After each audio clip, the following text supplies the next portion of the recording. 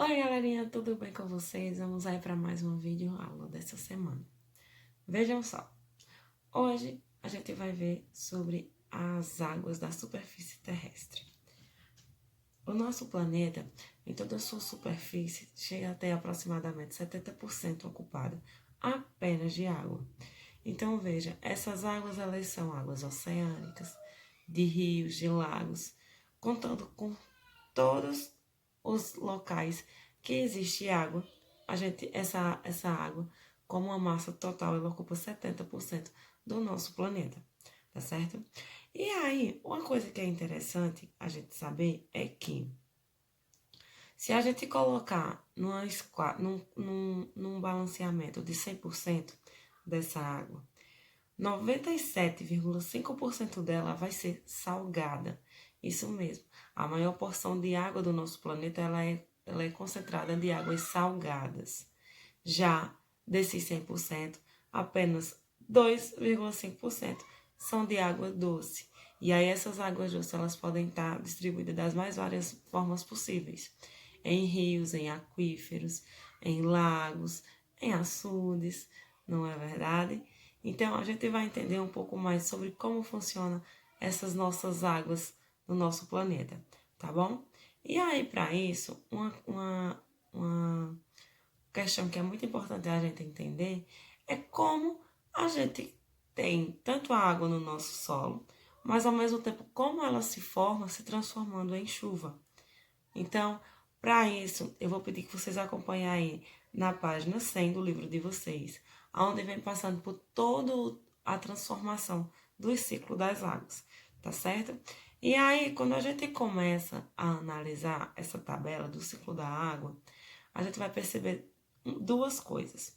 O processo de onde essa água ela sai, que é dos lugares que já tem água, né? Que a gente pode ter mares, rios, lagos, assim como também das plantas e até mesmo da nossa própria sociedade.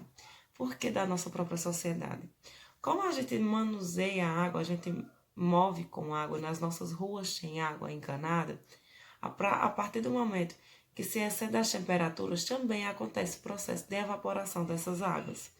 Então, não é que apenas aconteça o processo de evaporação de rios, de lagos ou das plantas, mas até mesmo das nossas próprias casas acontecem também. A gente se dá muito conta disso de quando a gente pega uma caixa d'água no muro ou um balde e deixa lá cheio de água durante todo o dia, num dia de sol. Quando chega no final desse dia, a gente vai ver que a porcentagem daquela água ela diminuiu, né? Vai ter um pouco de água a menos naquele balde. E isso é em consequência da transpiração, da evapotranspiração, que é a junção de evaporação como também de transpiração. A transpiração ela está mais ligada à parte das plantas. A gente sabe que as plantas elas são responsáveis para enriquecer o nosso oxigênio, para transformar e deixar ele cada vez mais puro, né? Então, do mesmo jeito que as plantas liberam oxigênio, elas também liberam água que elas têm no seu interior. E essas águas é através da evotranspiração, tá bom? Quando sai essa água da superfície da Terra e vai para os céus, começam os processos das formações das chuvas, que é o que a gente chama de condensação, né? Que é na atmosfera, o vapor de água se condensa, formando nuvens de diversas formas e tamanhos. Então, veja, quanto maior as regiões que têm um índice de temperaturas mais elevados e de umidade, quer dizer o quê? Que maior essas nuvens conseguem ser formadas e cada vez mais pesadas. Quando a gente vê nuvens no céu, que a gente diz, nossa, que nuvem bonita, vai chover.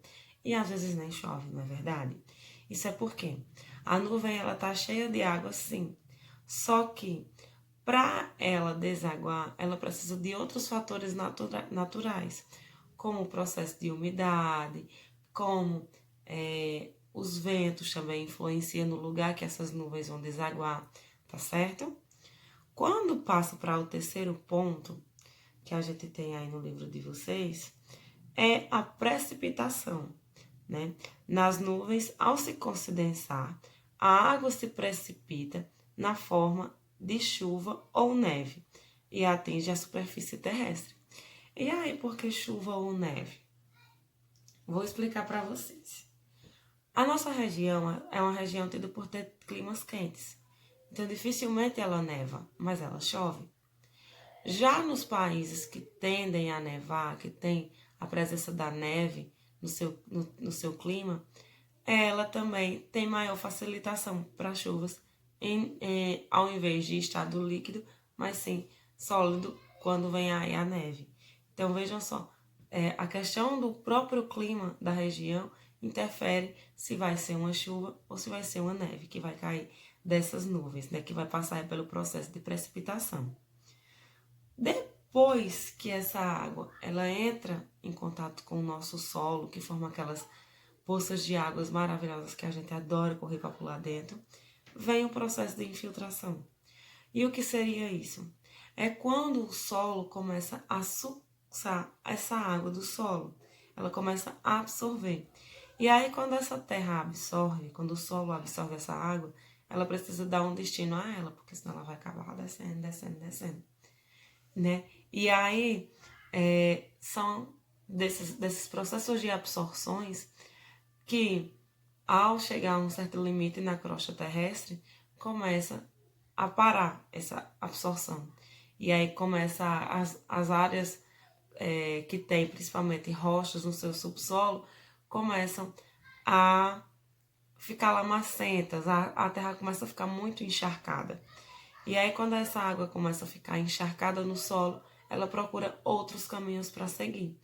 Então, muitas vezes elas acabam que levando, com a própria correnteza da água durante a chuva, levando terras e alguns galhos, desculpa, alguns galhos que ajudam a levar também, traçar novos caminhos para essas águas. Outros acabam que se alojando, né, no próprio subsolo, formando aí algumas camadas de águas subterrâneas, que a gente vai ver mais pra frente um pouco, né? Então, assim, todo o ciclo da água, quando a gente fala disso, é porque desde seu processo de origem da transpiração e da evapotranspiração, até a formação das chuvas e até chover novamente e voltar para o solo, acaba que sendo um ciclo. Por quê? Porque quando vem aí o processo de infiltração, é quando o solo está se reerguendo, se reabastecendo daquela chuva que ele mesmo ajudou a transformar, né? E aí, quando vem a parte do escoamento, que é quando essas águas começam a procurar novas rotas, porque ali já está alagado demais, encharcado demais, é que a água começa a traçar novos caminhos no próprio solo, chegando até as áreas mais baixas, que geralmente são em açudes, em rios, em mares, tá certo? E aí ela é chamada de ciclo justamente por conta disso, porque de onde saem os primeiros fatores de formação de uma chuva, que é a transpiração e a evapotranspiração, ou melhor, é isso mesmo, a transpiração e a evapotranspiração, é justamente quem leva ela de volta, essa água de volta, para o lugar de onde ela saiu, tá bom? Espero que tenham entendido direitinho aí. Vocês podem observar, através da esquematização do livro de vocês, da página 100 a 111, que aí vocês vão entender direitinho como é que surge esse processo de formações até voltar para a própria terra, tá certo? E aí, pessoal, quando a gente vai mais adiante, na página 102 do nosso conteúdo, a gente fala aí sobre as águas continentais. E que águas são essas? São as geleiras, os rios, os lagos, as águas subterrâneas, né? São todas as formas de representações de água que existem no nosso planeta, nos nossos continentes. Então, como eu disse antes, né, lá na introdução, a quantidade de água doce ela é menor no nosso mundo, né, no nosso planeta. Ela é apenas referente a 25, ou melhor, 2,5% de toda uma totalidade de água que existe no nosso planeta. E aí ela fica dividida das várias formas possíveis, né? Aí a presença, a exemplos disso, a gente tem as geleiras. Que aí o que é que acontece com as geleiras?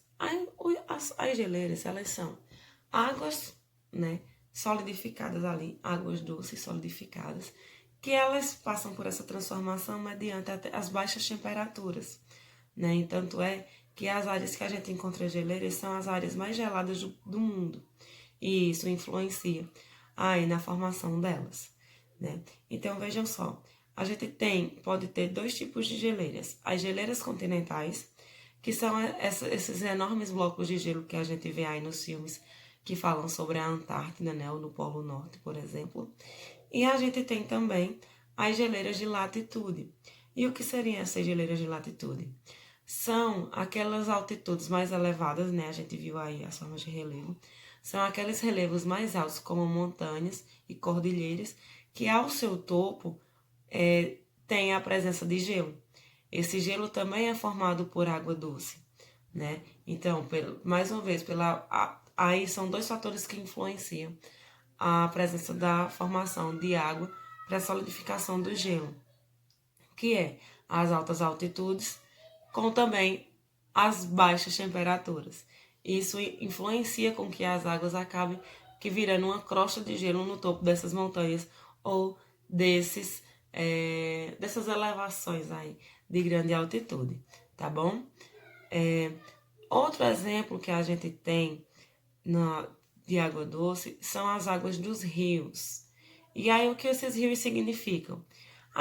Os rios a gente conhece aqui na nossa região, né? Inclusive, temos rios que cortam a nossa cidade. E aí, o que seriam esses rios? Os rios, eles têm seu início em afluentes. No decorrer do seu percurso para os relevos mais baixos, é quando eles ganham mais forças e acabam cavando o seu próprio caminho. Então, a gente tira um exemplo disso aqui na nossa cidade, quando, por exemplo, no período de seca, que o rio que atravessa por baixo das duas pontes, ele tem um riozinho de água muito fraco, que quase não dá interferência quando a gente observa da ponte. Mas quando está no período de inverno, que aí se junta a esse rio outras águas inclusive de outros rios, ele acaba que ganhando uma evasão maior. E com isso, ele acaba, aquilo que começou assim no início do ano, acaba ficando assim no período de inverno, no período de chuvas, né?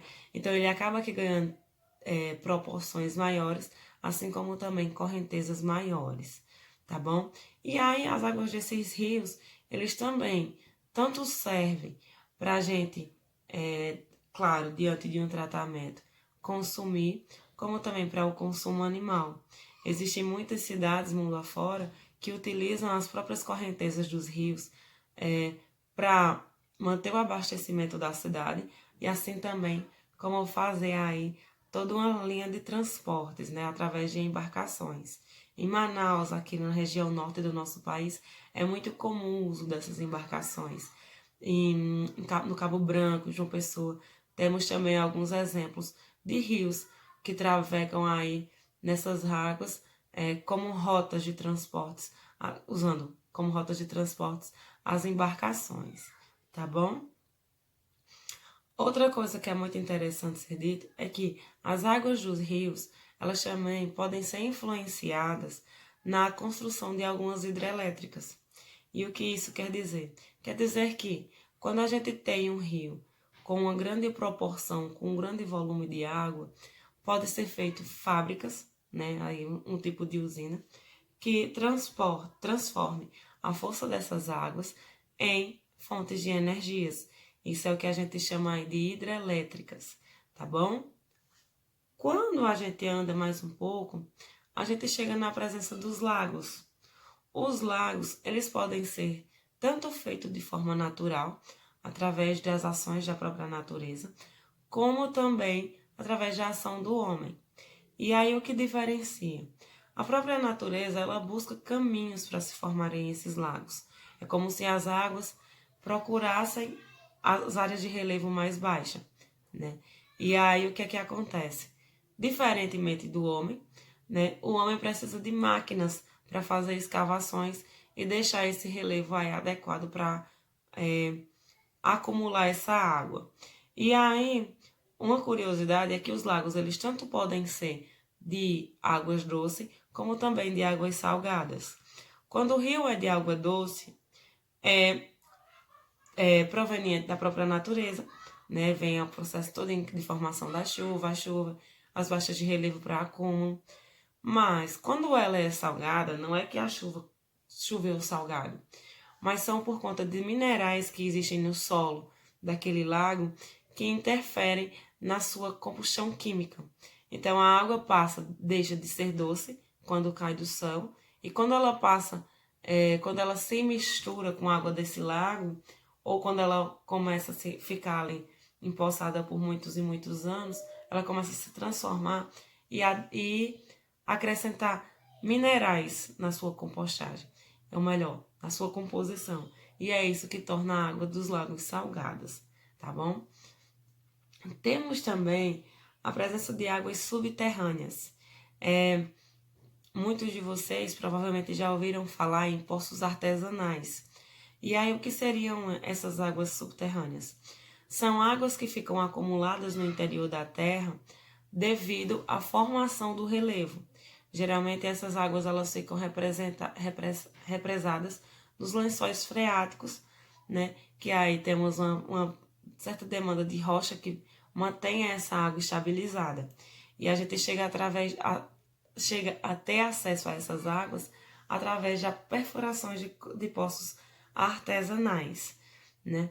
Que são uma técnica desenvolvida muitos anos atrás para justamente ajudar aos agricultores a tirar essa água, fazer a extração dessa água para cá, para o subsolo, e a gente poder fazer uso dela, tá bom?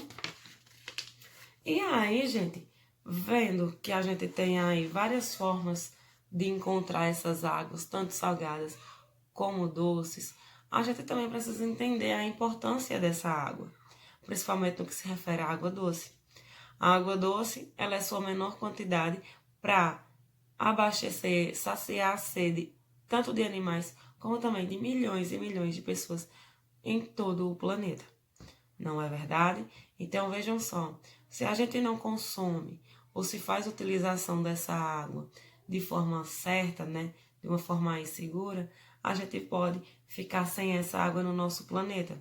Então, provavelmente, nossos tataranetos acabem que passando aí por muitas dificuldades por não haver mais água doce no planeta, né? Então, vejam só, no Brasil, a gente tem vários processos, meios de produção, né, de trabalho, que usam a água como uma fonte de produto, né? E aí, exemplo disso, a gente tem a agropecuária, né, que está voltada aí para grandes plantios de agricultura, como também para a criação de gados. E são dois tipos de produção que consomem muita água do nosso planeta, né? Temos também as nossas próprias atividades domésticas, como cozinhar, lavar, né? O próprio consumo interno do consumo de água, né? Isso também acaba que dando uma baixa no nosso estoque de água doce. E aí, porque a atividade doméstica entra como um vilão nessa história? Porque muitas vezes a gente não faz o uso adequado dessa água. Às vezes a gente enche um copo com água, por exemplo, para beber 2 goles, e o resto dessa água a gente joga na pia. A gente lava as mãos, escova os dentes, toma banho com o chuveiro por vários e vários minutos com o chuveiro ligado. E tudo isso é o quê? Jogando nossa água pelo ralo. E aquela água que vai direto para a rede de esgoto, ela, para poder ser reaproveitada, precisa passar por uma intensificação de tratamentos. E nem sempre a gente tem verba suficiente para fazer o tratamento dessas águas, não é? Então, é muito importante que na nossa própria casa a gente possa aí fazer a nossa parte, economizar água, colocar no copo apenas o suficiente para beber, não estar desperdiçando água para lavar muro, para lavar carro ou moto, tá certo? Vamos fazer aí uma utilização dessa água com consciência para que ela não falte para os nossos dias futuros, tá bom? Outro fator também que utiliza a água, e aí é importante ser dito, porque é a linha de produção que mais consome, né, água. assim como a agropecuária, são os polos industriais. Então, independente de qualquer coisa que você vai construir nos dias de hoje, você precisa de água como uma das fontes de matéria-prima ou até mesmo no processo de limpeza desses materiais. E tudo isso também leva uma ruma muito grande de água aí pelos ralos de muitas indústrias, tanto brasileiras como também de outros lugares do mundo. E aí, por algum, né, a gente sempre acaba aqui pensando como é que a gente vai se comparar, nós como domésticos, como dentro da nossa casa, vamos nos comparar a indústrias e a agropecuária, você chama de agropecuária, para economizar água, sendo que eles são, em uma curta escala de tempo, quem mais gasta água. Veja só, durante esses dias eu passei 3 meses na casa dos meus pais. A minha água da minha casa eu poupei, mas na casa dos meus pais o consumo aumentou muito.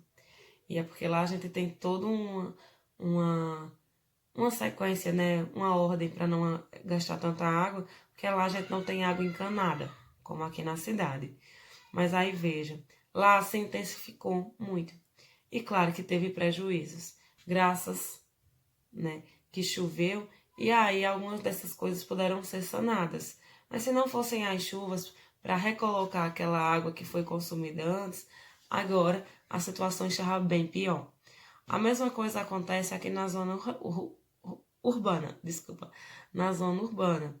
Já aconteceu aí em a gente ter recentemente, não faz nem 10 anos, que a gente passou aí por uma crise hídrica, não só no nosso município, mas em toda a região. Porque as chuvas foram de pouco escalão, o açude do nosso município também chegou a níveis baixíssimos de água e nós começamos a nos adequar em casa para não agravar ainda mais a situação. Então veja, por mais que pareça pequeno, o que só eu na minha casa faço e a casa dos meus pais, quando a gente une força de todo mundo fazendo junto, todo mundo trabalhando junto para poupar água, a gente vai conseguir obter os resultados mais positivos para o nosso futuro, tá bom? E aí uma coisa que é interessante que vale ser dita também é que não só nesses meios a gente consome água, mas como também em outros lugares do mundo, em vários lugares, inclusive do nosso país, a água ela também é utilizada como linhas de transporte, que eu falei logo no início para vocês, né? Sejam de pequenas embarcações ou de grandes embarcações. E é importante ser dito isso, porque no início da nossa história era dessa forma que a gente fazia as nossas primeiras viagens, sejam para o país, né, internamente, ou para outros continentes. As únicas linhas de transportes que a gente tinha era através de embarcações, aí através de lagos, ou melhor, de rios e de mares, tá certo? E aí, reforço, é importante que a gente tenha consciência de como se utilizar essa água, tá bom? Tentem fazer aí essa conscientização em casa e poupar água cada vez mais, porque a água é uma riqueza natural que a gente, infelizmente, ainda não conseguiu repor da hora de um dia para outro, como a gente gostaria que acontecesse, tá bom? Então, por hoje é só. Para a nossa atividade semanal, temos a página 107. Façam a leitura do conteúdo. Qualquer dúvida, vão tirando no meu privado, façam a atividade. Se tiverem dúvidas também durante a realização, me chamem no privado e me mandem as fotos. Não deixem as atividades acumular. Já estamos aí, né, no nosso segundo bimestre e precisamos não somatizar atividades, mas somatizar aprendizados, tá bom? Um grande cheiro para vocês e até a próxima.